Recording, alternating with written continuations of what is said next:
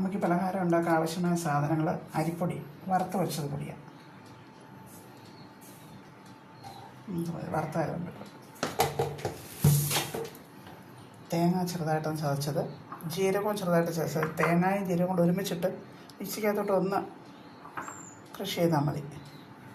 നമുക്ക് അതിൻ്റെ കൂടെ ഒരുമിച്ച് ചേർക്കാം. ഇതിപ്പം തിളപ്പിച്ച് വെച്ച വെള്ളമാണ്, അതുകൊണ്ട് നമ്മൾ കുഴച്ചെടുക്കണം.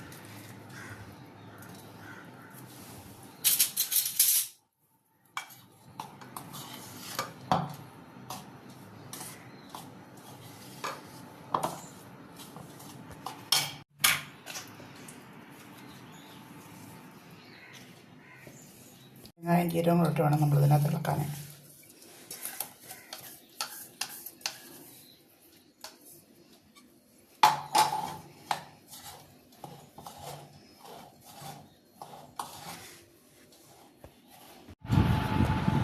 നമ്മൾ ചൂടാറുമ്പോൾ നല്ലതുപോലെ ഇതൊക്കെ കുഴച്ചെടുക്കണം. ഇതേപോലെ നമ്മൾ ഇടിയപ്പത്തിനൊക്കെ കുഴക്കുന്നത് പോലെ അത് നല്ല സോഫ്റ്റായിട്ട് ഇതൊക്കെ കുഴച്ചെടുത്തിട്ട്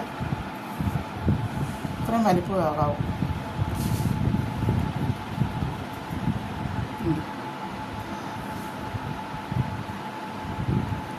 ഒത്തിരി വലിപ്പം അതിൻ്റെ രുചി കിട്ടത്തില്ല. പിന്നെ ഉപ്പിടുന്ന കാര്യം പറയാൻ മറന്നുപോയി. ഉപ്പിട്ടിട്ടുണ്ട് ആവശ്യത്തിന്.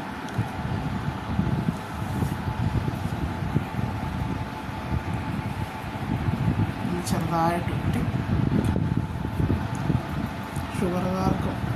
ഷുഗറുകാർക്ക് സാധാരണ കൂടുതൽ അവർ കഴിക്കുന്നത് മധുരമില്ലല്ലോ, മധുരമില്ല, എണ്ണയില്ല. അതുകൊണ്ട് നമ്മളിത് ഇഡലി പാത്രത്തിൽ വെച്ച് ആവി പൊഴിഞ്ഞെടുക്കണം.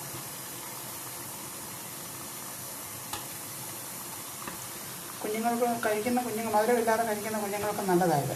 ജീരകത്തിൻ്റെ മണമൊക്കെ ഇഷ്ടപ്പെടുന്നവർക്ക് നല്ലതാണ്. ശരീരത്തിനും നല്ലതല്ലേ, ജീരകം തണുപ്പായപ്പോഴും.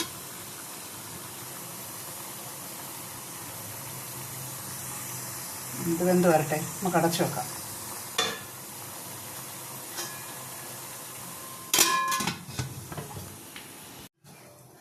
നമ്മുടെ ജീരകപ്പുഴുക്കിട്ട് വെച്ചത് വെന്തിട്ടുണ്ട്. നല്ല സോഫ്റ്റായിട്ടിരിപ്പുണ്ട്.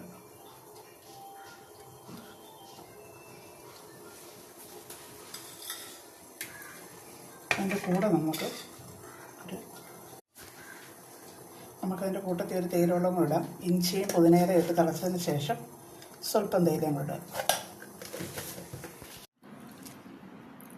നല്ല സോഫ്റ്റായിട്ടിരിക്കുക. ഇത്